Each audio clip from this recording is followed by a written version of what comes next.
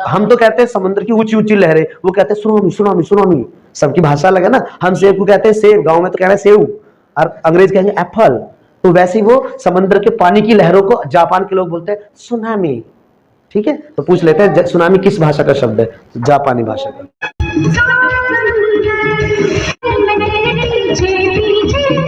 कभी कभी क्या होता है, समंदर के नीचे कहीं से जमीन में भूकंप शुरू हो जाता है, तो भूकंप जब शुरू होता है, धरती हिलती है, तो समंदर का पानी भी हिलता है, और बहुत बड़ी बड़ी ह्यूज, इंग्लिश में कहते हैं बड़ी बड़ी को ह्यूज, जब कोई खिलाड़ी लंबा छक्का मारता है ना, उसे भी कहते हैं ह्यूज सिक्स। तो बड़ी बड़ी पानी की लहरें उठ जाती है ऊपर, जैसे ये उठ रही हैं, तो इन्हें कहते हैं सुनामी, जापानी भाषा का शब्द है। तो इस क्वेश्चन में पूछा है व्हाट इज सुनामी। चार आंसर है। अ टाइप ऑफ फिश, कह रहा है एक तरह की मछली होती है। नहीं होती मछली, अर्थक्वेक को कहते हैं। अर्थक्वेक को नहीं कहते, अर्थक्वेक से तो ये पैदा होती है, अर्थक्वेक की बेटी है, भूकंप की बेटी होती है सुनामी। मतलब भूकंप समुद्र के नीचे से शुरू हुआ और पानी हिला, तो ठीक है, तो भूकंप को भी नहीं कहते, भूकंप की बेटी है ये। बेटी मजाक में कह रहा हूं, मतलब भूकंप की वजह से पैदा होती है। अ काइंड ऑफ वोल्केनो, ये ज्वालामुखी है, ज्वालामुखी में धुआं और लावा वगैरह निकलता है। A series of huge wave, huge माने बड़ी, वेव्स माने लहरें, ये बड़ी बड़ी लहरें होती हैं। और सीरीज कह रहा है कि एक ही लहर नहीं आती, एक के बाद एक लहर आती है। सीरीज का मतलब है एक के बाद एक, एक के बाद एक। जैसे एक भिखारी आ जाए अभी हमारे गेट पे, ठीक है, वैसे रात थोड़ी रात में नहीं आएगा, एक भिखारी आ जाए, हम उसको 10 रुपए दे दे, फिर थोड़ी देर बाद एक और आ जाए, फिर आ जाए, फिर आ जाए, ये हम मन नहीं करते, पर भिखारी एक के बाद एक आते चले जाए, 6-7 आ जाए, तो हम कहेंगे आज तो सीरीज ही आ गई भिखारियों की पूरी। जैसे मोबाइलों की सीरीज आती है, मोबाइलों की आती है ना, ओप्पो 12, ओप्पो 13, ओप्पो 14, 14 ऐसे, तो लगातार इसे ही बोलते हैं सीरीज। तो यहाँ लगातार लहरें आती है, एक लहर फिर एक और लहर फिर एक और लहर, तो ऊंची ऊंची लहरों की सीरीज आती है, a series of huge waves. इसी का ऑप्शन सही है, व्हाट इज सुनामी। और देखो हाँ, सुनामी में एक ध्यान रखना, टी सुनामी लिख रहा है, टी में आवाज नहीं है, पढ़ा जाएगा सुनामी। ये भी पूछते हैं कई बार, सुनामी किस लैंग्वेज का शब्द है, तो सुनामी जापान एक देश है। हम तो कहते हैं समुद्र की ऊंची ऊंची लहरें, वो कहते हैं सुनामी सुनामी सुनामी। सबकी भाषा अलग है ना, हम सेब को कहते हैं सेब, गांव में तो कह रहे हैं सेव, और अंग्रेज कहेंगे एप्पल।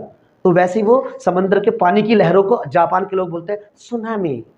ठीक है, तो पूछ लेते हैं सुनामी किस भाषा का शब्द है? जापानी भाषा का। देखो बच्चे, क्वेश्चन नंबर 24, इसको समझने के लिए पहले मेरी बात समझो। एक तुमने ये सुना है शादी मैनेजमेंट, सुना कभी?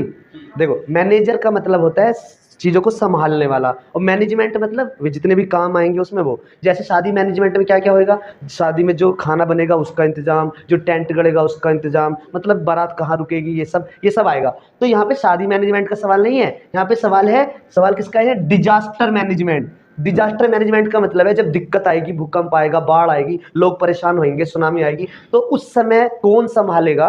तो इसका सवाल पूछ रहा, गुजरात में जो भुज वाली जगह है, वहां पे कब आया था भूकंप? तो 2001 में आया था। तो आंसर तो इसका ये है। थोड़ा नक्शे में समझो भारत के, गुजरात देखो इस साइड है नक्शे में, यहाँ पे जो बाहर को मुंह निकला हुआ, और इसी गुजरात में एक जगह है भुज, भुज एक जगह का नाम है, और वहां पे 2001 में अर्थक्वेक आया था, बस ये याद करना है।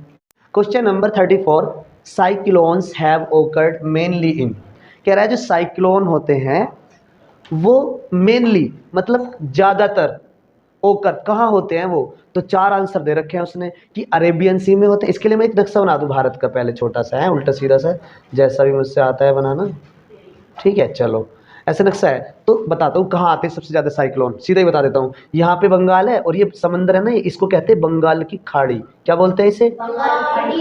बंगाल की खाड़ी, बे ऑफ बंगाल, अंग्रेजी में बे ऑफ बंगाल। यहाँ पे आते हैं सबसे ज्यादा घूमने वाले वो चक्रवात, है ना, पानी उड़ जाता है ऊपर तक। तो आंसर दे रखा है बे ऑफ बंगाल। हो गया, तो ये था हमारा लास्ट क्वेश्चन। इस वक्त रात के 12:30 है लगभग, कितना हो रहा है ऊपर दिखाओ जरा। तो अभी 12 नहीं बजे है ना।